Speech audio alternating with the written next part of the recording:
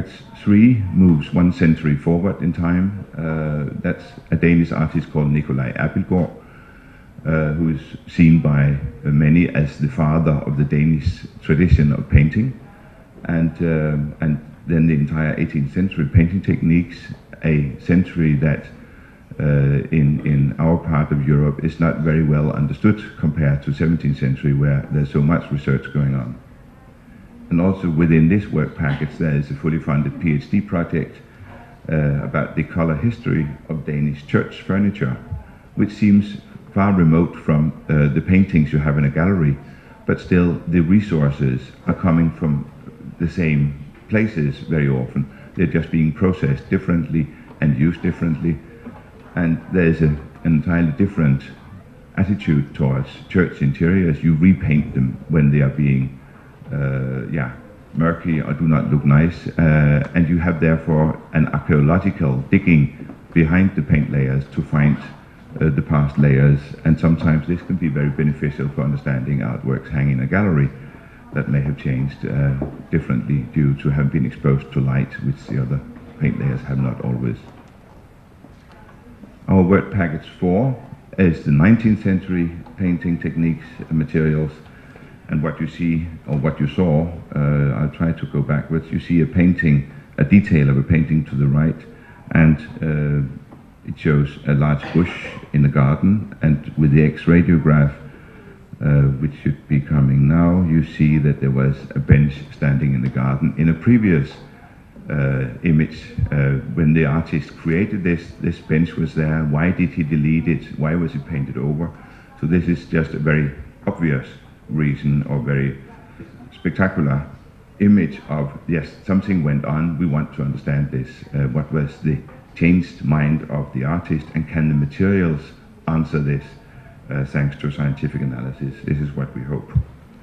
And also within this work package we have a funded PhD project which is working on creating a new conservation practice for lining paintings.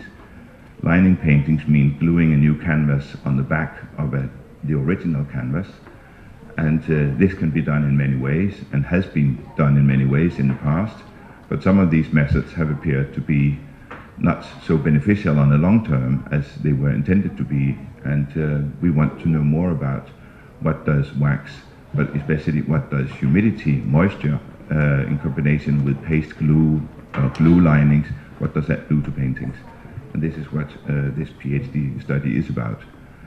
It will be finished next spring, and I'm sure that for the practicing conservators there's a lot of new and very exciting material in this PhD project, which is being done under supervision of somebody called Marian Mecklenburg, a professor emeritus from the Smithsonian Institute in Washington.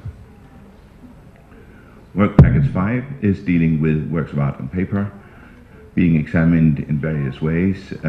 This project is still under development, but our intention is to want to understand much more about paper fibers, where does paper come from, by looking into watermarks, adding to the already existing watermark databases in Europe information from our collection, which has never been surveyed in this respect, and hoping to be able to understand more about draftsmen's sketchbooks that are of course being made while artists are traveling around. For instance, many Danish artists traveled to Paris in the 19th century, 18th century, but before that they traveled to Italy, made sketches, and coming back to Denmark they would paint their images of abroad back in Denmark based on their drawings. But are their drawings always made on the spot?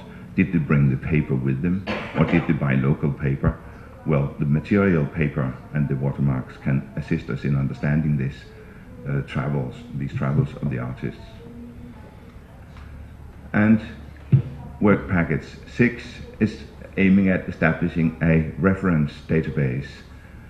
First of all, a reference database of all the materials and references, the samples that we may have in the 3 institutions involved in this, in order to share this information with the broader world. Our whole aim is to open up the resources that we may have, so that other researchers in other institutions and museums can use whatever they can be inspired hopefully by the materials available in our collections to stimulate their own research. I don't know if you noticed that on the 3rd of April, 158 paintings from our gallery was being launched via the Google Art Project. And that is the intent. That is a picture of the intention that we want to share much more of a collection free of charge. It's yours to take it, use it, and in that respect, also the material databases. The more we spread out the information we may have, the more we get collaboration, sitting and holding on to our information, which has been maybe a tradition of the past in different disciplines, some more, some less. Well, you don't get as far as you can if you really want to share all this. And we are very happy to see that within the humanistic era in Denmark, there's also an understanding of this. I'm not cursing any of the art historians here, but I think that seen from a scientific point of view, conservation point of view, art historians are maybe some of those that have been more reluctant to share all they know. And we can now feel that there's an openness here, and we hope to be able to develop also a database on what we call material culture that can assist all our various topics of research. We are doing this in collaboration also with a Mellon Foundation funded project called Collection Space, which is a collections management database system that we are going to implement late this year.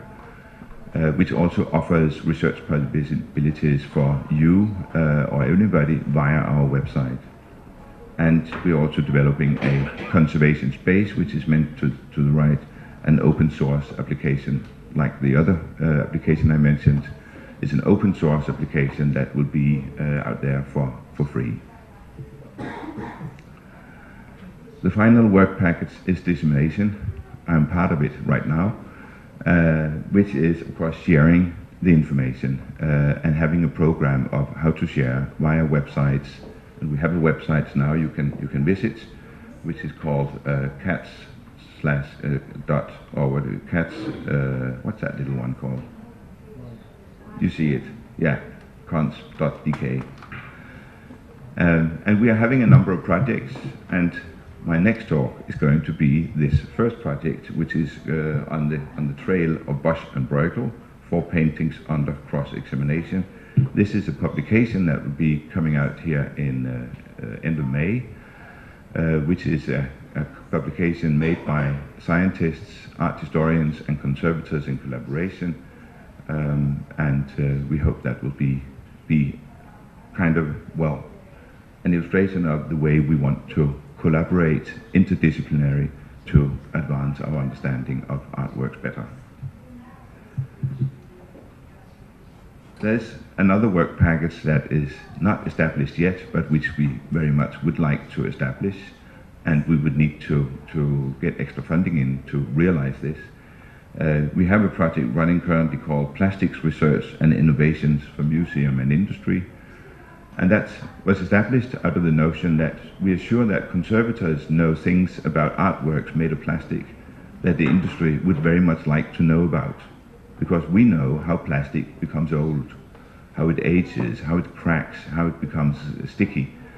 The industry does know how plastic becomes old, but as you know, Tupperware plastic boxes, they're only supposed to last for a number of years, and having been washed up and having curries in them, they look murky, we throw them away and we buy a new, and that's all the industry sometimes want to know.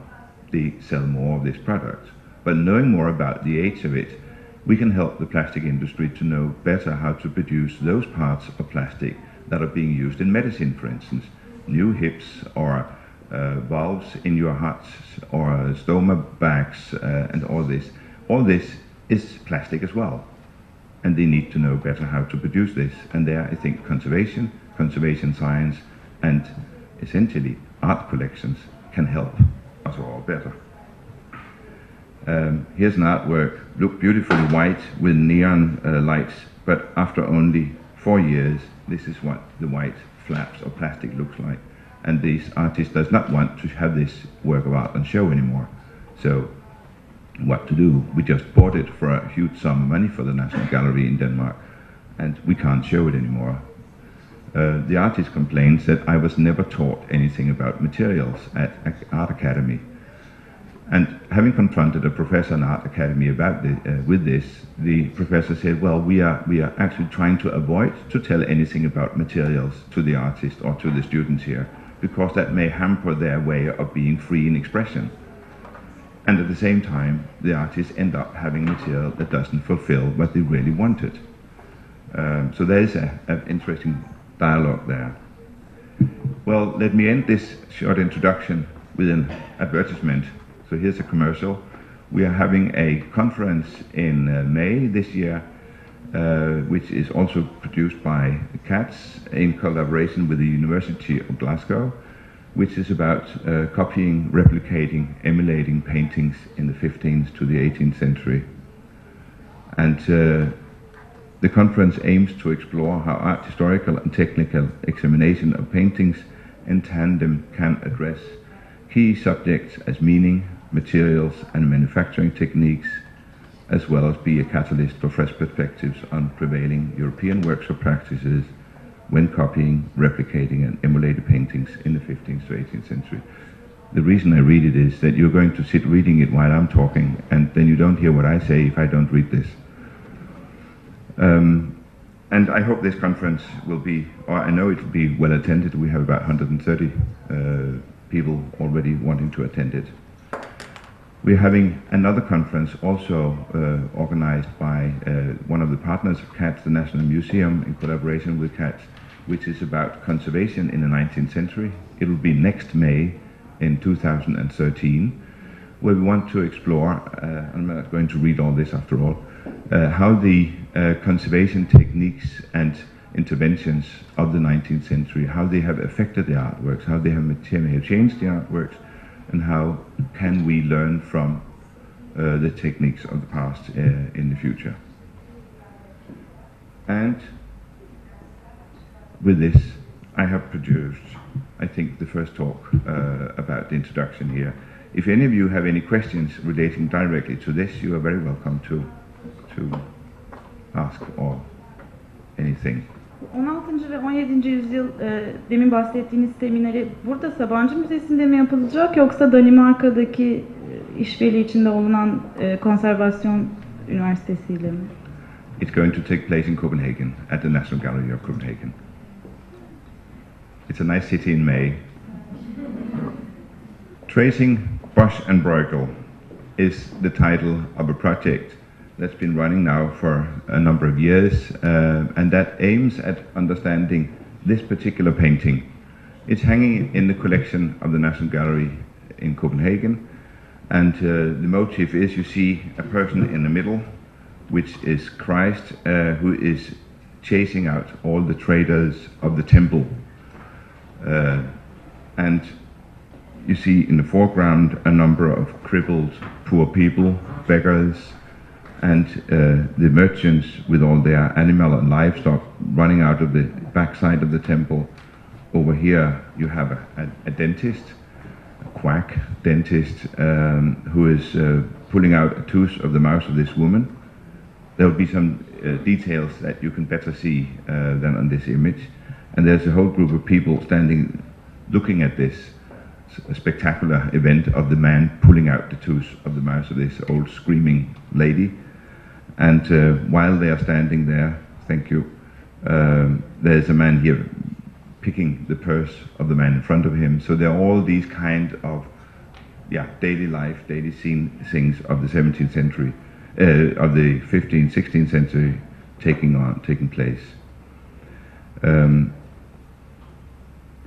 The painting is not an individual painting just in our collection, because there are actually 4 paintings that look very much alike. This painting up here is hanging in Glasgow, in the Kelvingrove collection in Glasgow, in Scotland. And what you cannot see very well probably, but here is the signature Hieronymus Bosch. Very pronouncedly and very pronounced down here in the corner.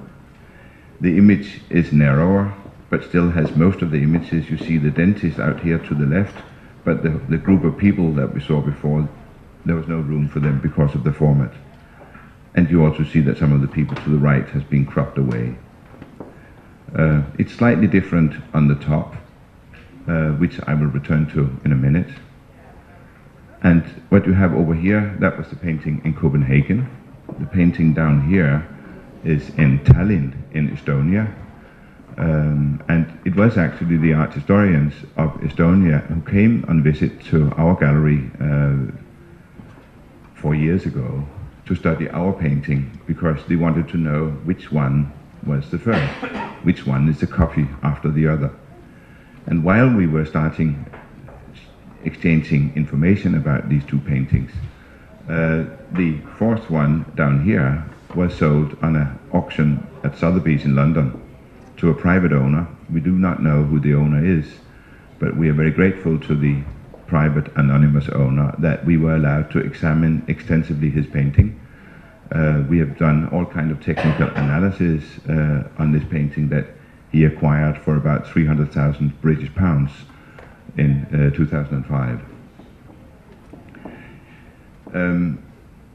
When you see 4 paintings like this with the same motif, you begin, of course, to wonder, is this the same workshop? Is this the same group of artists?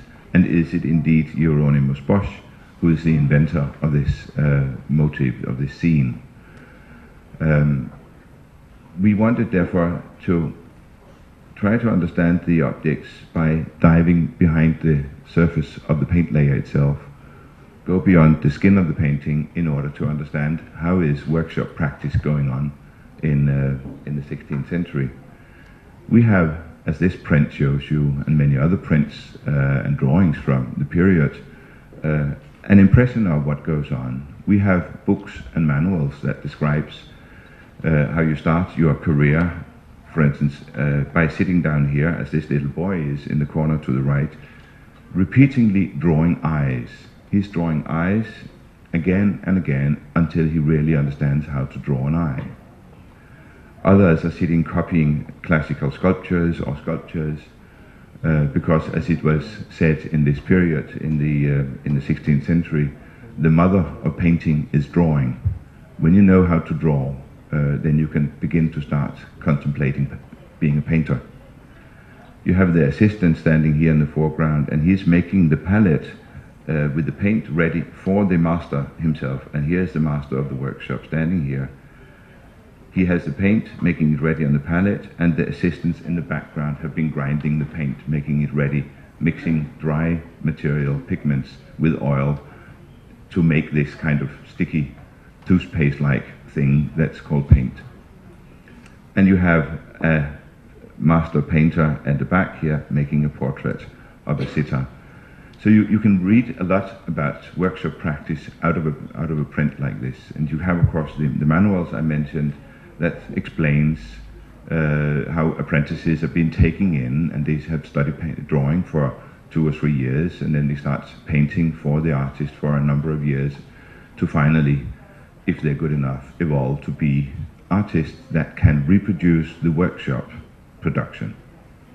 And this is where it becomes interesting, because just like contemporary artists, they have a creative center, the artist himself or herself, and then there are all the assistants making it possible to make all these artworks.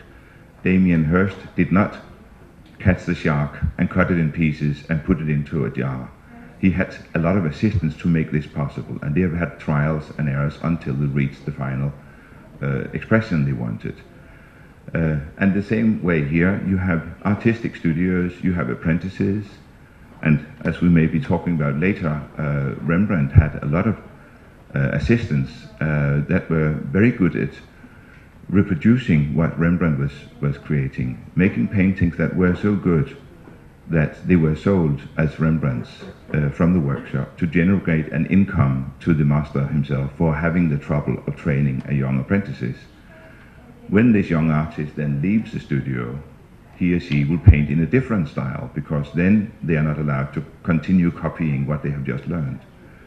And that's why it's so difficult to understand what is a pupil of Rembrandt, for instance, or pupil of Hieronymus Bosch. Would they paint in the same style, or how can we trace them from the materials? Probably not, because the materials would have been the same, more or less, in the master studio and what was available for the individual artist outside. So there must be other things we have to look for. And we are, of course, making a number of analytical exercises, but as I started saying with the introduction to cats, looking and visual examination is some of the very essential things.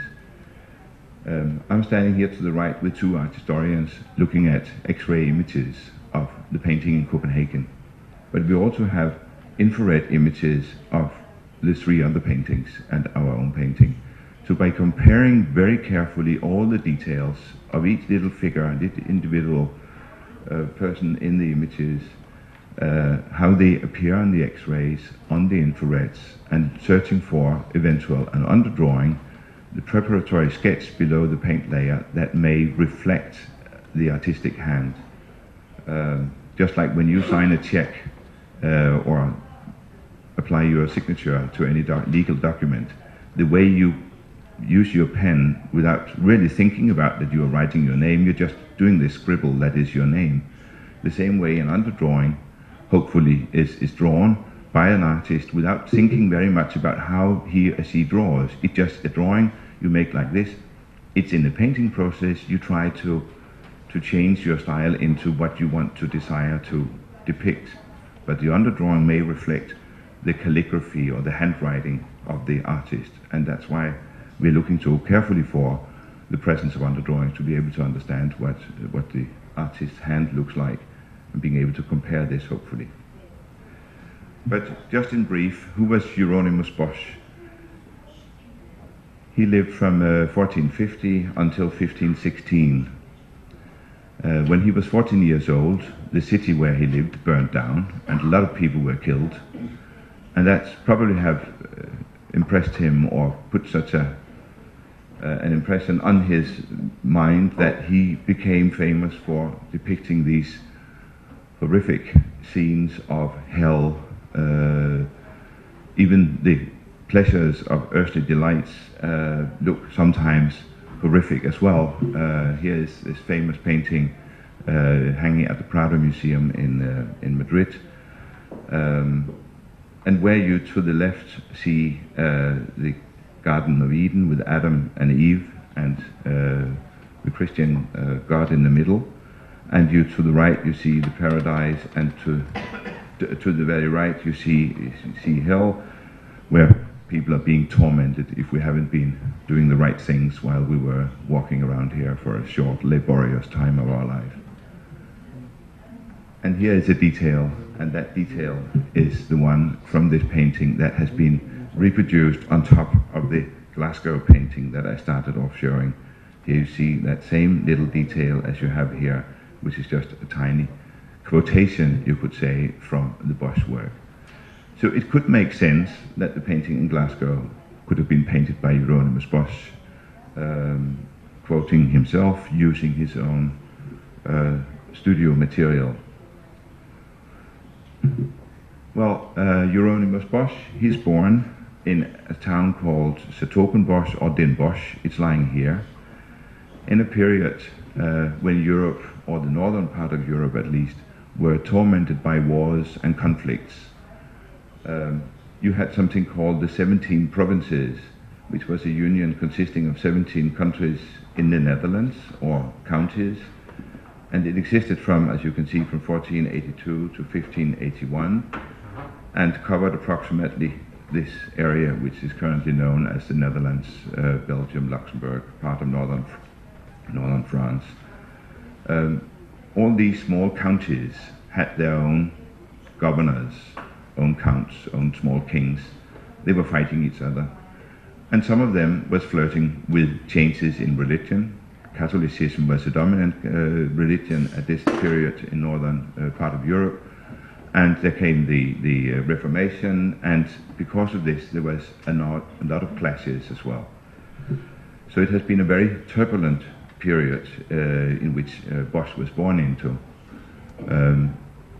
Peter Bruegel, the elder, is slightly later, born in 1527, dead in 1569.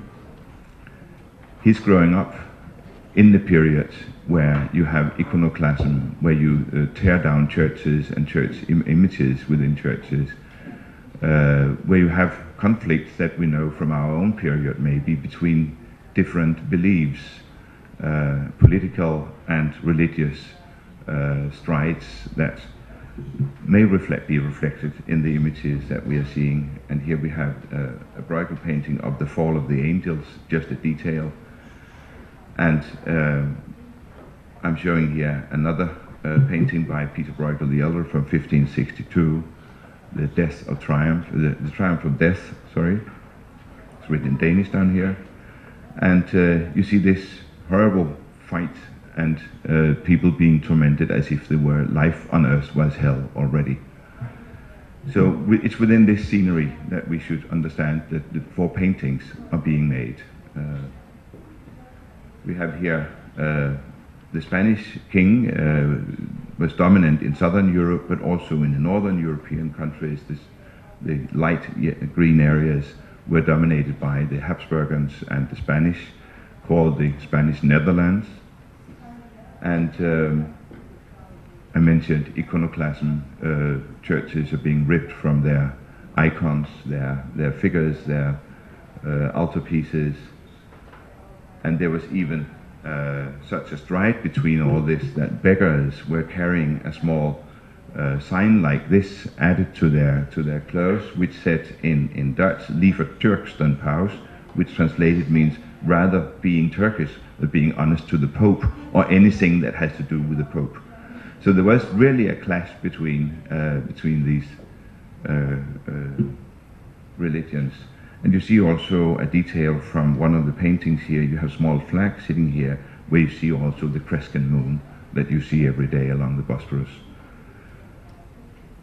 And in order to make people understand how traumatic both the hell would be, but also how traumatic it was to be ruled by a different reign like the Spanish, well, then the murder of the innocents is taking place, as you can see, in a small snow-covered village in Flanders.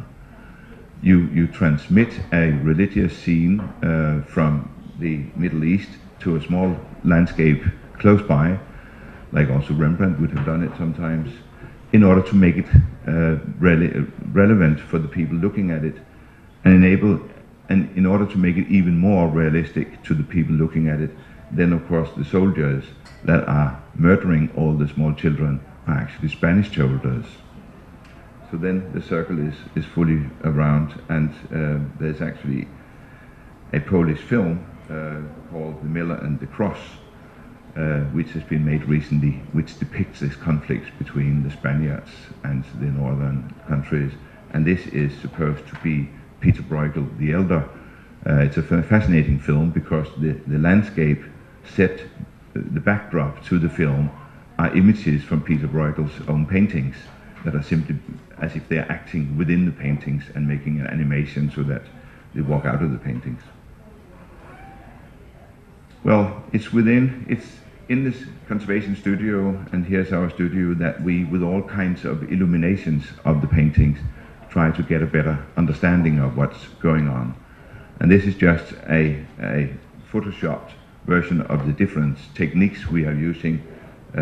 Normal visible light, ultraviolet light, in order to investigate surface phenomena on the paintings.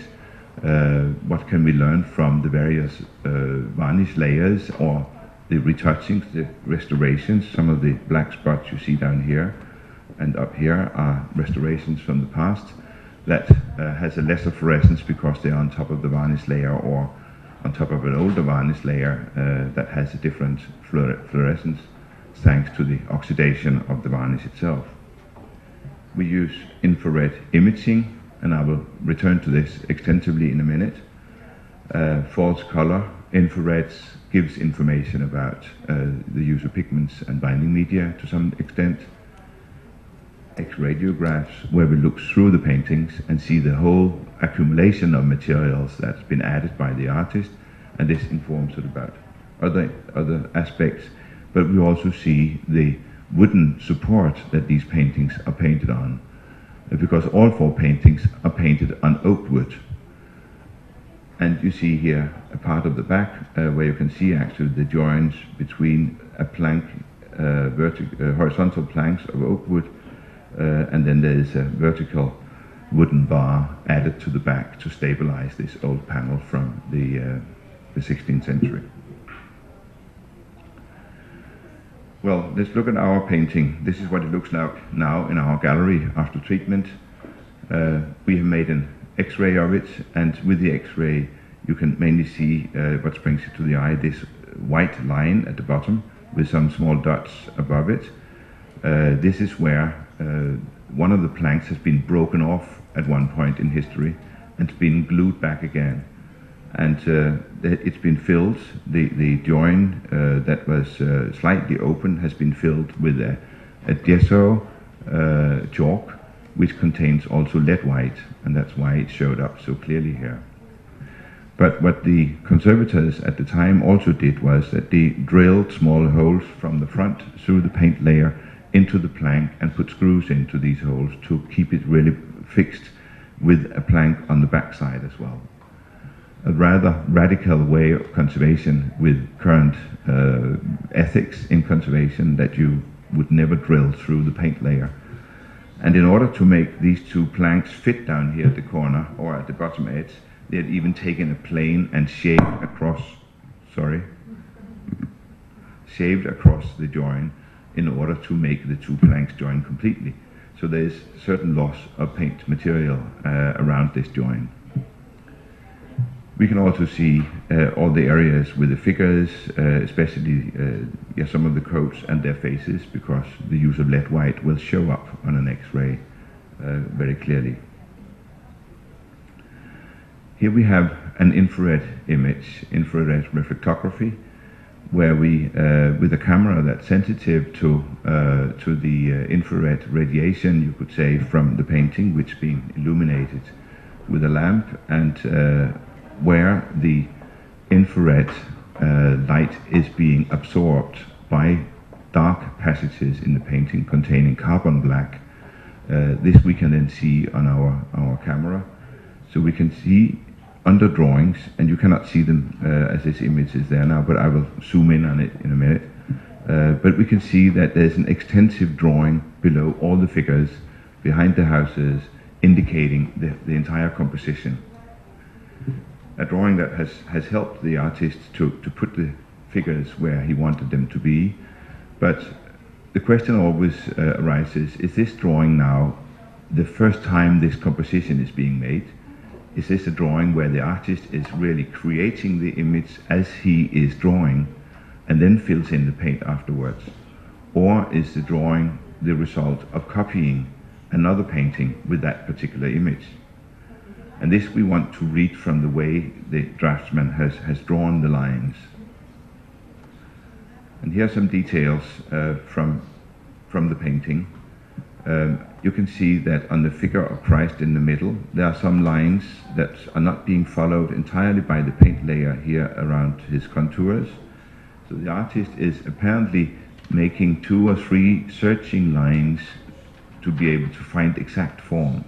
And then when he fills in the paint, yes, he adjusts it to fit what he wants.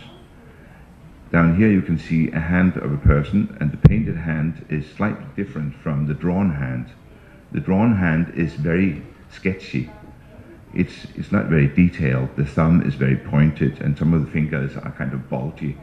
So the artist is not drawing a precise drawing to be followed entirely in the painting process, merely indicating. And this is what we especially see in the city up here. Here the sketch of the houses, you see the small gables of the houses here, is extremely sketchy. You could never, if you followed this drawing, you would never get something that looked like a city. It's simply like a shorthand indication of here are houses going to be painted. And then he would paint the houses when he would go to the painting process. So that would indicate that this artist is actually creating an image at this point. He only merely indicates, or that he would have the one that he copies after, if he is copying, next to him while painting as well, and therefore I don't care to paint or draw all the details because I can copy it anyhow. Here we have the table at the bottom with the drawn line up here, but the table is painted down here, and you see the fishes lying also with small drawings around them.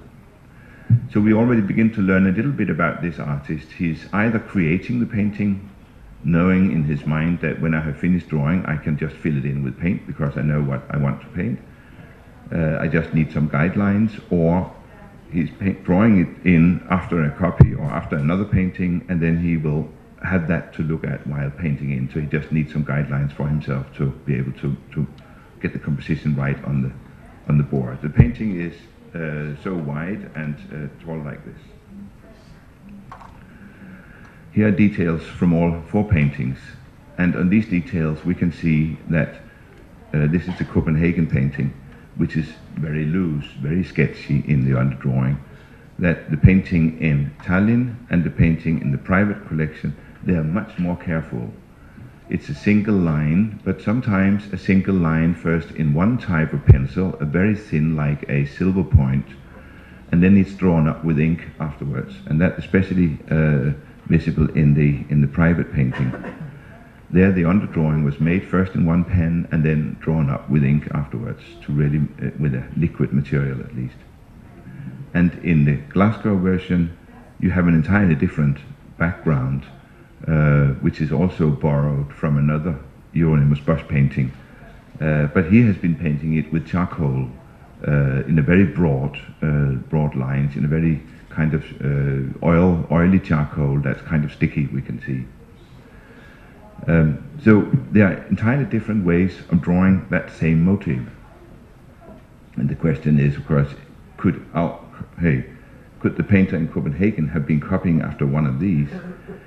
Well, if one looks very carefully to the private painting, we can see that the drawing is not being followed in the painting either. It's as if the drawing has been made 3-4 millimeters to the left of where he actually painted it. So is there another copying technique taking place here, that it's being copied in, it's being painted next to it?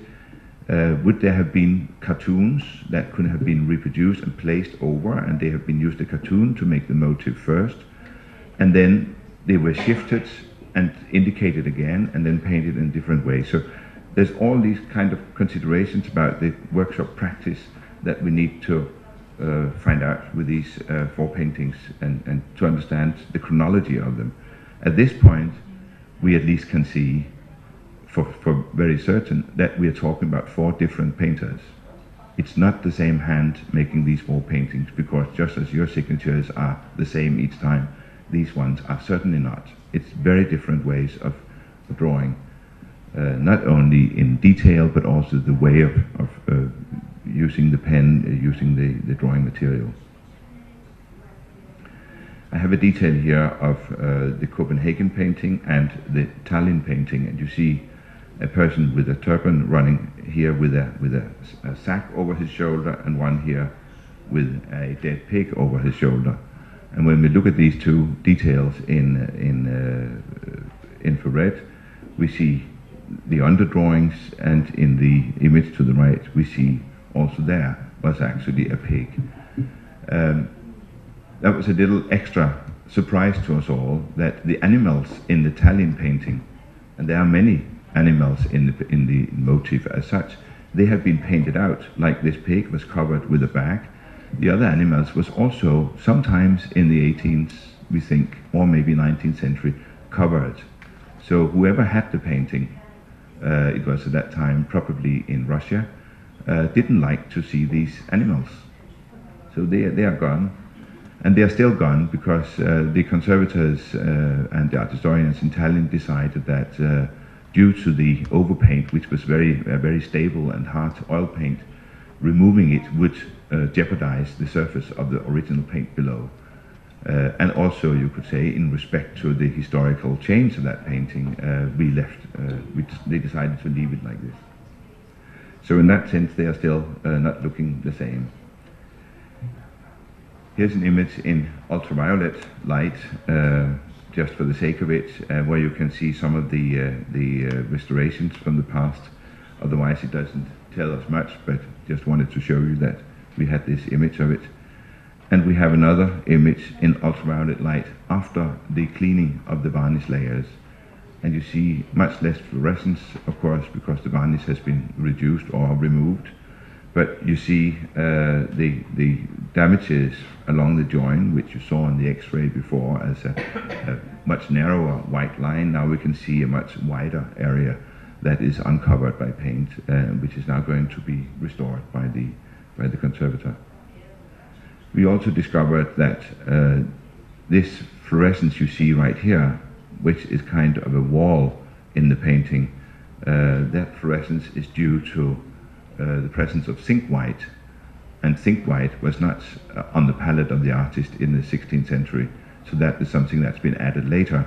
And in this case, we decided in the restoration process to overpaint this wall, so or these small bricks here, so it's not anymore part of the picture, but it can always be taken back again.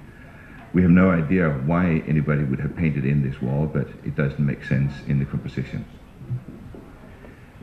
Well, just very briefly about the conservation treatment itself. Here varnish is being removed. The left part has been removed from varnish, and here's still the yellow varnish to the right. And after removal, the painting is being varnished again.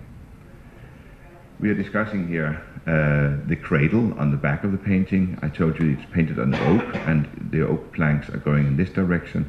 But below you have a grid of wooden bars that is being glued to the panel on the horizontal direction. And in between these wooden bars, which we probably have here, yes, you have vertical bars that are loose in the sense that they should be able to move and be flexible. So that if a panel on wood like this would expand in high humidity or contract in low humidity, then it should be able to have some flexibility after all. But this whole grid is like a corset, you could say, on the painting. It's supposed to keep it stable and keep it flat. Unfortunately, this whole structure was overdoing it. So instead of having a painting hanging on the wall that would be hanging slightly forward bending like this, it was now kind of backwards bending like this. And we wanted to recreate not a flat painting, but more this kind of a convex form, which is more pleasant to look at than a concave form, which is completely alien to an old panel. And by this, we wanted to reduce the thickness of the cradle. We didn't want to remove it entirely. We could have removed it entirely, but because of the fragility of some of the joints, and there was a lot of worm-eaten areas in the oak panel, we decided to first take out the supposedly flexible crossbars, and then we were with a router cutting down the wooden bars on the back. This wooden bark, or this whole construction on the back, I must say, was added sometimes in the early 19th century, we believe. It's not part of the original panel. And having removed this, we ended up with having just small blocks sitting on the back. And these blocks we left there, and then we thinned down also the originally vertical bars so that they were just 4 millimeter veneer thickness to opposite to the 1 centimeter thick bars they were originally, and they are now sitting there with small flexible springs. So now the whole thing is much more flexible, you could say. So if there are changes in climate within the exhibition rooms or during exhibition, then it can move, which we rather want to have them to do than being completely blocked. Well, after having done this, the continuation of the conservation took place. You see here some small scratches in the wet paint that might indicate this movement of the hand, so like you see sometimes in cartoons. We don't know this for sure, but it's an indication. On this table where you see the cotton swab is pointing, there we found some extra teeth lying on the table. So the poor old woman here sitting next to us probably completely empty in her mouth. They were covered by yellow varnish so that they couldn't be discerned before. And we also wanted to understand the build-up of the painting, and in some cases it was necessary to remove small samples of the paint that were then formed in small cubes for cross sections. I don't know if you talked about this yesterday or anybody talked about this yesterday, but tiny samples of paint can be taken out and placed in a small cube of plexiglass or polyester. You can grind them on one side and then you can look at them as if it was an archaeological excavation where you have the top layer of paint up here and number of layers down on the white chalk ground that was applied first on the panels before the artist started his or her creation. There might be small fragments here of carbon black that could be related to the underdrawing, for instance, which would be somewhere down here in the package. And from the form and size of the pigments, we can already get some information about the choice of pigments that the artist had available. Some of these splinters here would be smalt, and there would be other blue pigments above. We can also see that there was a very thick varnish layer. You can see there's a significant difference here when you begin to make solubility tests of the murky brownish sky of the composition and how blue it actually is below. And the conservator here, Hannah Tempest, he is a British conservator working with us. She could on a cross section here see, and here see on the, oops, it disappeared again, there was a small line. It disappears, but you saw it briefly, I hope. This whole package here is varnish that's lying on top, accumulated varnishes. And as in the Mauritshuis collection, where I worked in the past, and we will come to this, it was a routine to varnish the paintings once annually, just to shine them up after a long, humid winter before the tourist season would start. That was something that happened in the late 19th and early 20th century. You would simply varnish the paintings once a year. So no surprise that you would have huge and thick layers of varnish on top of the images, and all this natural resin would yellow considerably. Here you have, unfortunately, a place where the paint layers are being lost across the head of a pig and across his belly. So it needs reconstruction to be able to really interpret this animal again. This reconstruction could be done thanks to making copied drawings of the other three paintings, and trying to compare how does a pig look in these various paintings. This was what it looked like before conservation on our painting. And as you can see, it has a much flatter nose than the other. So our conservator used these other ones to try to reconstruct and make a, you could say, illusionistic reconstruction of this animal. So you see the process along here, and it ended up looking like this down here, with a snout that looks a little bit more like the animal that you see in the other paintings. And this is the painting as it looked just before the restoration started. And Hannah did a beautiful job, our conservator. And this is what it looks like now after this completely illusionistic in painting. Some people might find that making an illusionistic in painting like this is kind of cheating, because how can you know as a visitor to our exhibition what is real, what is by Bosch or Bruegel or whoever it is, and what is by a conservator from the 21st century? Well, you cannot. Not while you're looking at the painting, not in this case. But you can always ask for documentation. And we have extensive correspondence with art historians who, of course, when they study our collection, want to know how much of this painting is original. And then we sent them the image before restoration so that they really can see that they're not having to interpret the snout of this nose as a typical Boschian or Bruegelian nose of a pig because it was made last year. So in this sense, we are having our documentation ready for whoever wants to question it. So here are the 4 paintings again. The painting down here was restored just after the sale at Sotheby's. Our painting and the Tallinn painting down here were also restored recently, and the painting in Glasgow was restored some years back. Here details that again helps us to understand how the copying from one to the other may have or may not have happened. You can see that the Glasgow painting with the signature of Hieronymus Bosch, there the dentist is having a green jacket, a green cloak, and it's red in the Copenhagen and red in the Italian version, but kind of greenish in the private collection painting.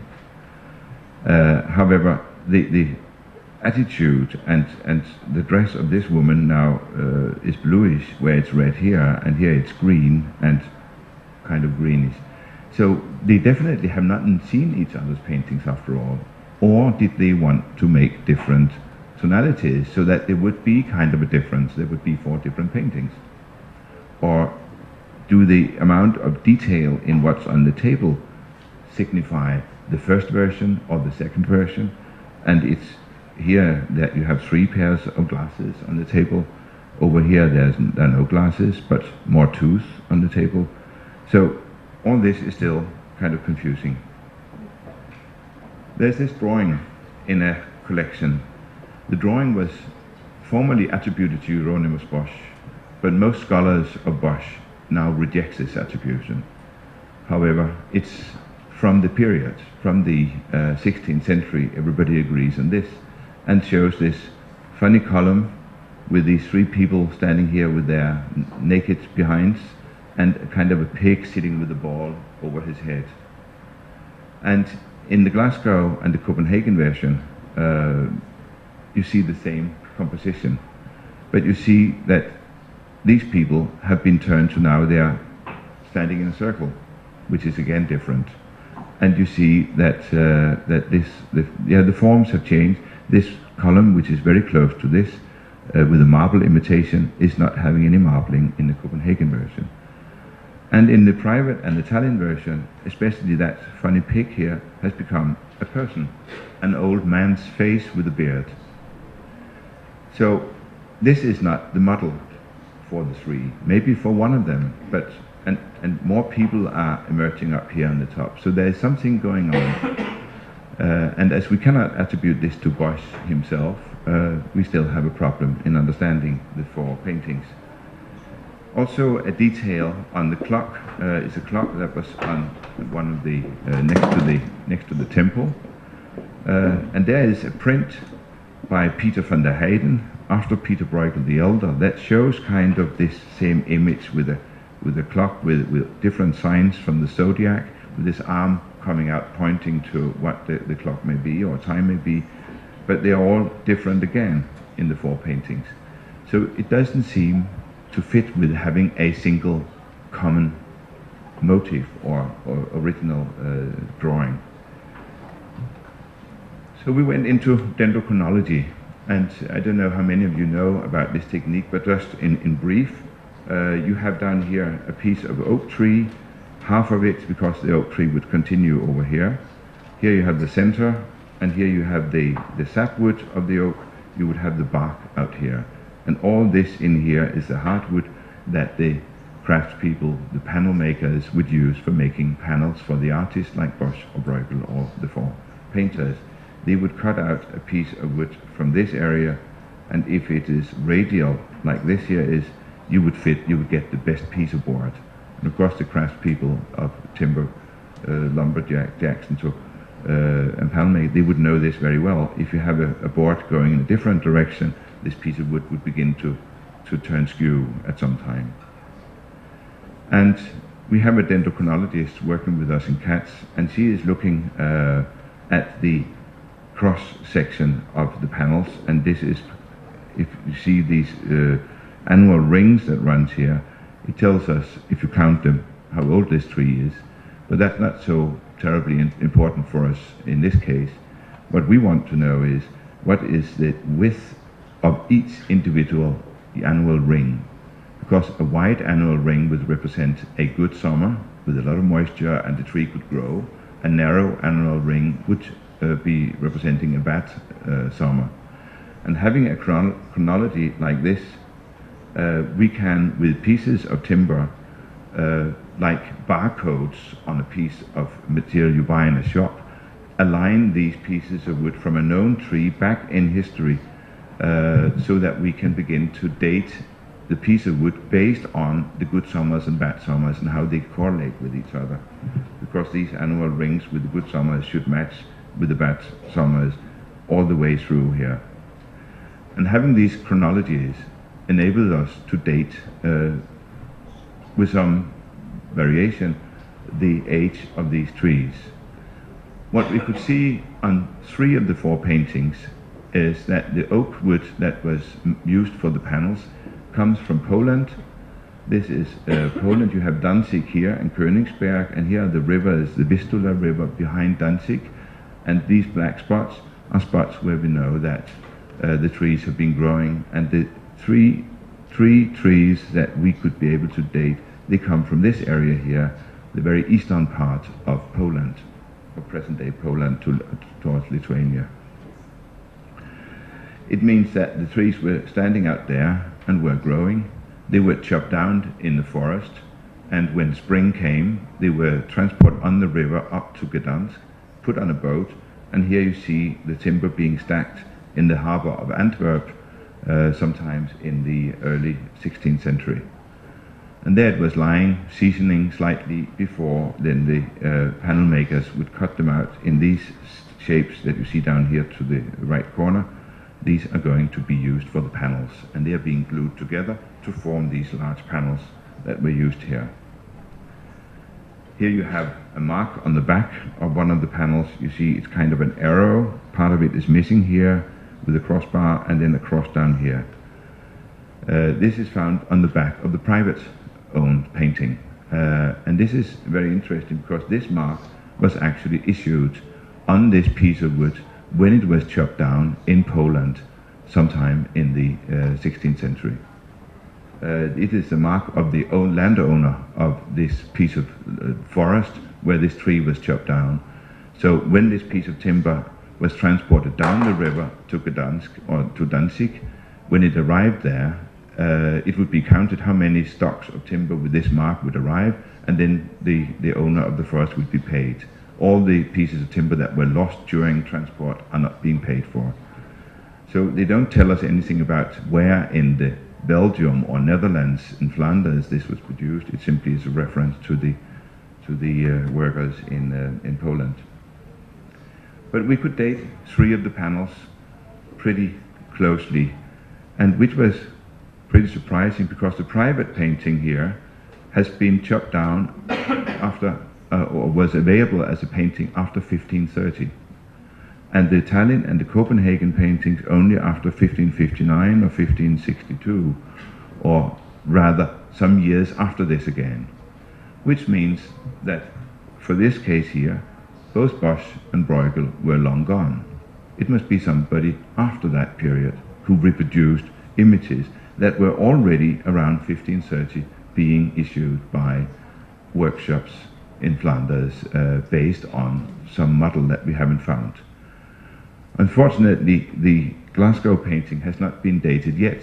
We are working hard on it. We have only an X-ray to date it from because the panel in Glasgow has been thinned down to just about 1 millimeter, and the whole backside has been covered with balsa wood, glued over the entire surface, so we cannot get to the edges either very easily.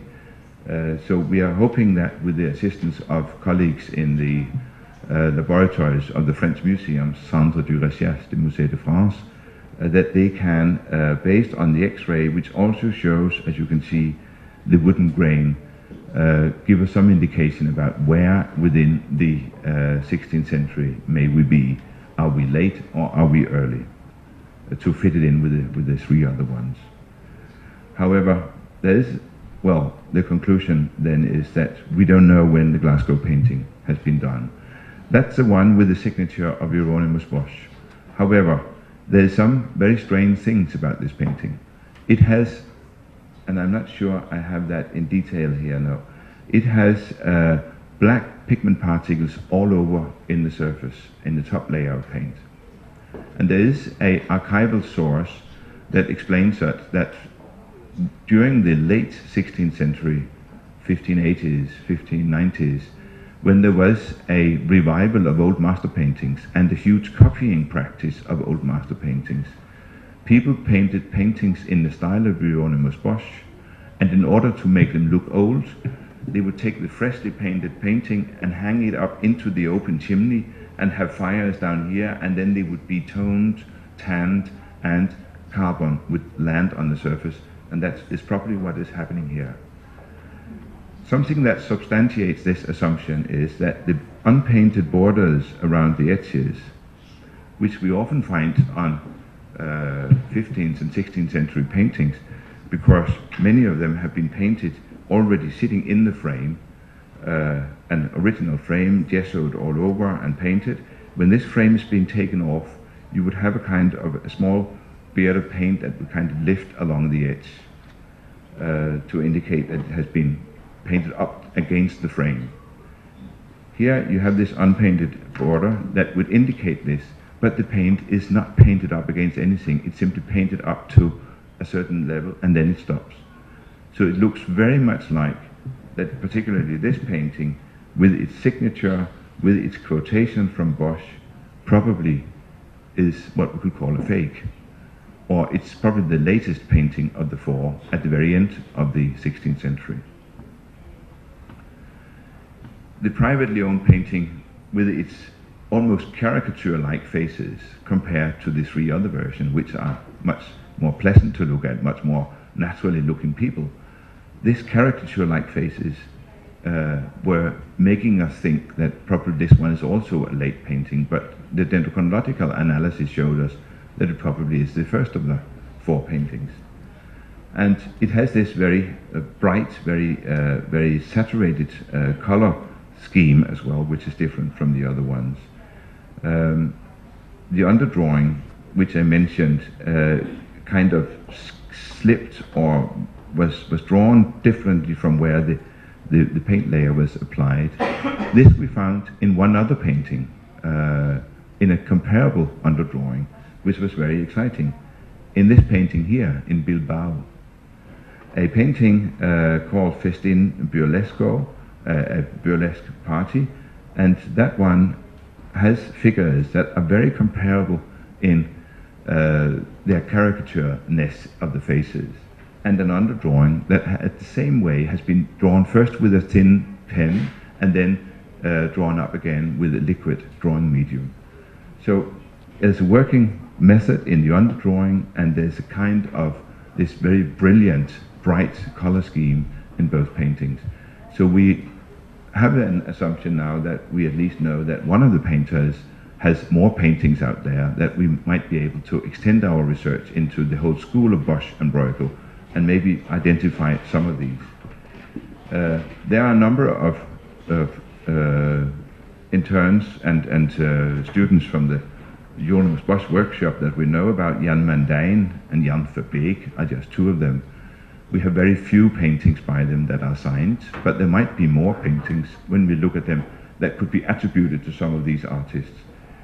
And we also know that from Peter Bruegel the Elder, we have Franz Verbeek and Peter Huys that were apprentices there, and they could also be some of the artists behind the four paintings we have here. At the moment, the painting in Bilbao is attributed to Jan Mandijn, who worked in Haarlem and Antwerp in this period here. So maybe the privately owned version of the painting is by Jan Mandijn. We want to extend this research, and we hope to know more when we meet our colleagues at the conference in Copenhagen in May. All the trade routes, the paintings have been traded around as well, been treated differently.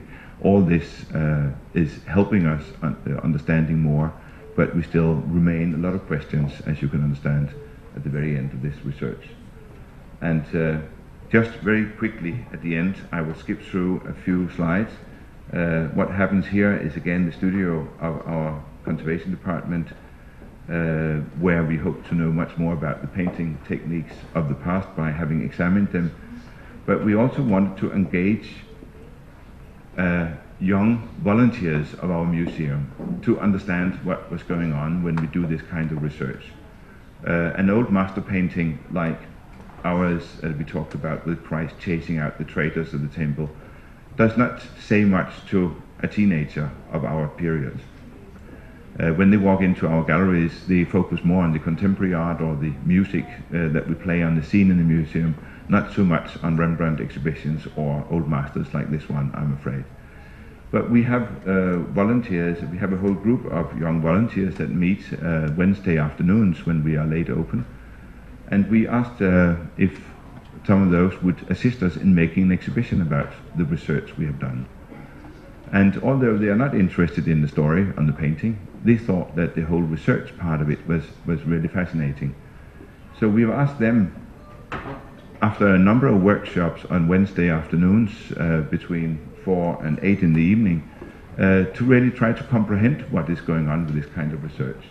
And here one of the conservators explaining to these young people what's going on. They have been around in the conservation studio together with a scenographer from one of the theaters in Copenhagen to look at what is in the studio, and they made photographs of all kinds of things that they saw there that they found interesting. And all this is being used now by the young people to create a two-gallery exhibition about the technical examinations of our painting. If any of you come for our conference in May, you will be able to see this exhibition. Here's one of the volunteers. He's not a teenager anymore, he's 21, but he's part of this, as a group is between 17 and 22, and he's standing there looking at this tiny cross-section here within a small cube, a cross-section that explains us what kind of pigments that we found in this particular red dress of this very surprised man who was pricked in his chest. And all this ends up in an exhibition where the first gallery will be kind of the conservator studio with all their strange equipment, pieces of wood from the past, and jars with pigments. And in the second gallery we will have a kind of a 16th century painter studio, and our painting itself. And on the walls we will have touch screens where you can kind of make the investigation yourself. You would have a huge touch screen of our painting in normal light, and when you turn your hand over it, you will have an area that turns into an ultraviolet or infrared camera, and you can look through the paint layer and discover yourself the things that I've been telling you now for a long time now. So an exhibition called Illuminated, Tracing Brush and Bruegel. Conclusion is, we know that none of the paintings are by Bosch nor by Bruegel, but who are they? We don't know yet. It's still a challenge for us to learn more.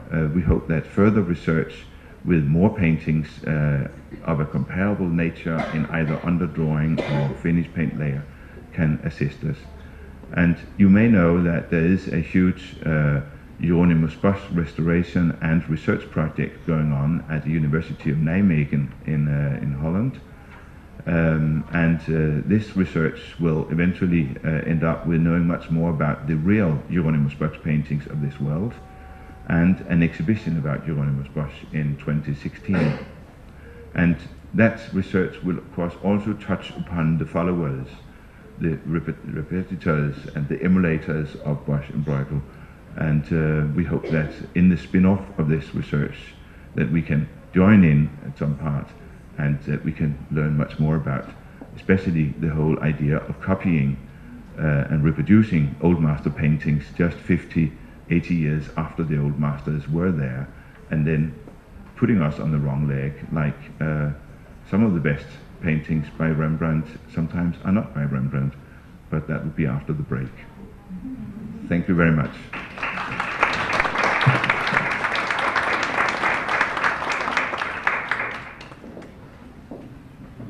there is a coffee break now, I believe, but if there anybody having a brief question, I'm sure there's time for this as well.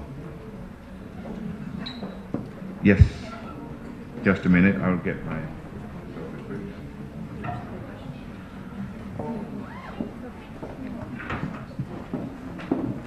I think there's a gentleman who needs a microphone down here so that the interpreters can hear him. I was going to ask something about the workshop and the master's workshop. Why were the students of the masters allowed to copy the master's works after they leave the workshop? Why wasn't this advantageous for the master? It's something that we still do not know everything about this whole practice, but also in Rembrandt's workshops there were repetitions made, but also variations made that were made by students that were so good at it that the artist, the master himself, like Rembrandt, he would appreciate that this was being produced in order to earn money. It was being sold to gain income. And an exhibition a few years back at the Maastricht Bonnefanten Museum was called Peter Bruegel the Younger and his workshop. And that really extensively discussed the whole idea of Peter Bruegel the Younger, who copied his father Peter Bruegel the Elder's paintings to a large degree, and had assistants as well that again copied after him. And there were other people copying after Peter Bruegel the Younger in his own time, but again based on Peter Bruegel the Elder. So it's simply, like Carl Fermander said, where the money is, the arts is, and there's an urge for more images. And I believe that in a period of history where you have so few images compared to what we know today, these images were so scarce still that you would never maybe ever meet one of the other ones, and therefore nobody would have the notion of a copy. There's another aspect here, if I may. The whole notion of being original or being copy is still studied from this period, because it very often appears that it's only after the 19th century that this really is a problem for artistic creativity. When Rubens was being copied, for instance, there was a case where Rubens was being told, well, there is somebody who has copied some of your figures. Then Rubens would say, brilliant, great, my invention was useful, and he was happy. And an artist today would certainly not like this idea. Another case where Rubens was taken to court because one of the paintings that somebody bought did not entirely look like being painted by Rubens, and Rubens was charged with it, well, it's a fake, it's one of your assistants who painted this.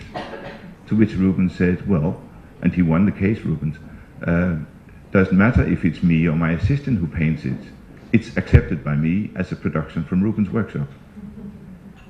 So voila. But you can, from archival sources, sometimes get some impression about what's the first version or what is a second or one of the second versions, because often in inventories of deceased artists you would see that they have kept some of their paintings. And there you can see that a painting is a principal, the principal paintings and a version of the painting. So the principal painting being mentioned, sometimes more expensive than the other versions, would be the original that the artist would keep as a, or sometimes he would have the principal copied immediately before selling it, because if he was very happy with his composition, selling it would mean I would have to reinvent that. So he would like to reproduce it before selling it, and therefore he could reproduce after the souvenir or the reproduction that he had made himself, to continue variations over a theme. You're welcome.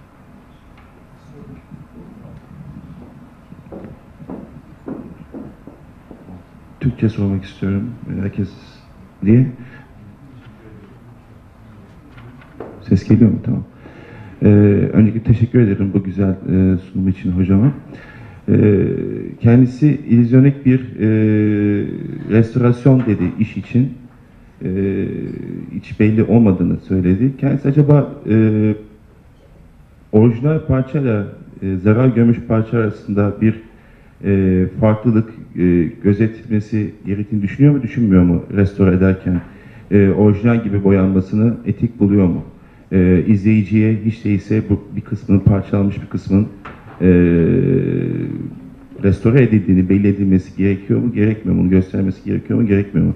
Bu hakkında bir düşüncesi alabilir miyim?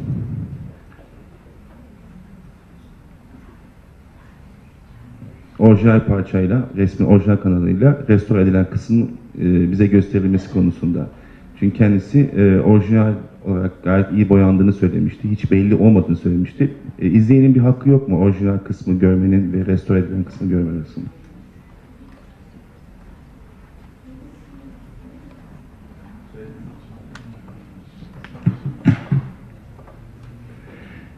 Yeah, thank you very much for this question. I think it's a dilemma sometimes when you make a treatment of a painting. A conservator may be able to make a fully illusionistic representation of lost parts, and if we can do it, we may serve the public who wants to have an impression of what the artist wanted you to be engaged in, to be discovering or be emotionally touched by. This is very often difficult if you see losses or in paintings in the areas that are not completely integral with the surrounding areas. Cesare Brandi developed a lot of theories about especially this notion in the middle of the 20th century. After the flood of Florence in 1966, other theories about restoration was developed by Baldini and others in how to in-paint. And they developed this technique called tratteggio or astrazione cromatico, which means that you would paint small vertical lines in various colors, which on a certain distance would integrate in your eye, and you wouldn't see it, but when you come very close to the painting, you would see these small restorations, so you could clearly see what was by the conservator and what was original. I think this is something that changes over time. When I was trained as a conservator, that was the way to do it, and I've been restoring paintings using this technique as well. But over the last 20, 30 years, the image seems to be more important than being able to really see as a general public what is what. So now we would like to do this, but document it very carefully so that if there are any questions. However, if you have a very badly damaged painting where you miss an eye of the Mona Lisa, I don't think any conservator, not even with my understanding, would go in and reconstruct this, because then you would go too far. It would have to be the nose of a pig is acceptable, but if you are not completely certain about the contours of the form, then you would probably try to avoid and make a more tonal restoration.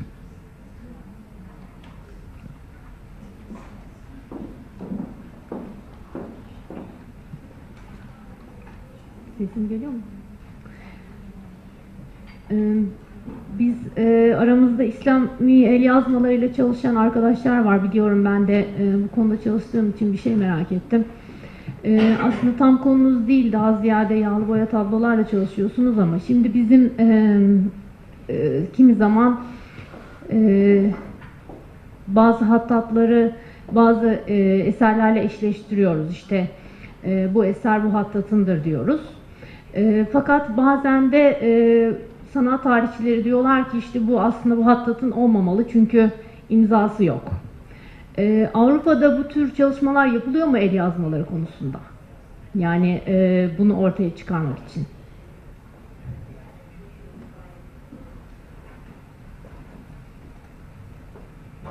I'm sure there are, but I don't know them. There must be people carrying out this kind of research, I'm sure. But what you touch upon, a signature is no guarantee for anything by itself. A lot of artists didn't sign. Contemporary artists do not always either.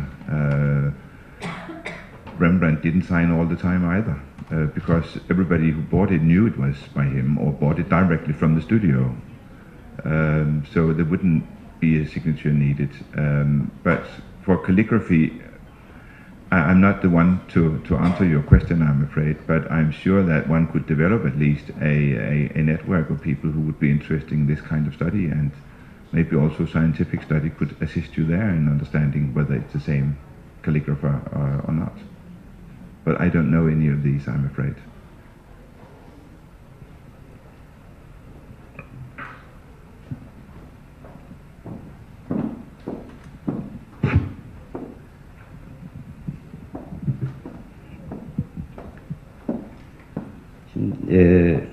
Tabloların yaşını belirlemede o 4 eserde bahsettiniz.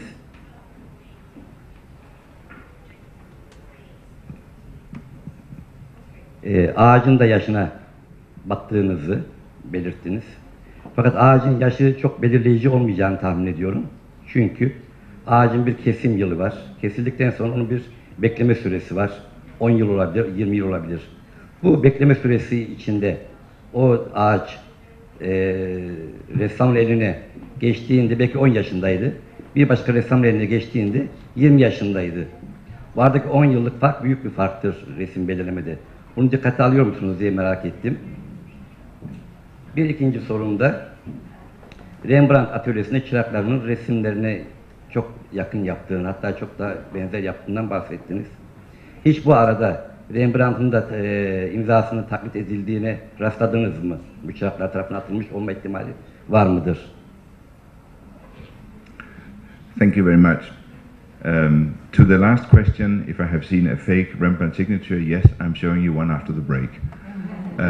To the first question, which is a very valid question, having dated the wood panel only indicates that the painting could not have been produced before that date, because then the tree was still growing. And you're completely right that there might be situations where these pieces of wood have been seasoned or being kept in a studio for a long period. So we do not know if any of these 4 paintings actually were produced in the 16th century, could also be in the early 17th century. However, we don't see the wood as an isolated phenomenon. We compare it with the painting materials, and of course the type of pigments being used changes over historical time. You get substituting pigments for certain blues or greens that are not consistent with, for instance, the 16th century. So it's the combination of all this that indicates where we want to date the paintings. I have not dated any of the 4 paintings so far. I have only indicated after which date they could have been produced.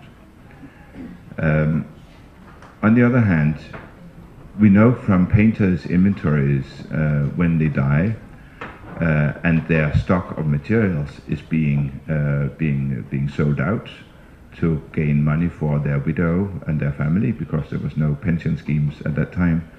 That also wood is present, wooden panels are present there. Most of it, however, are standard format panels in small numbers, because we should realize that a painter studio was not, even in the 16th century, big business.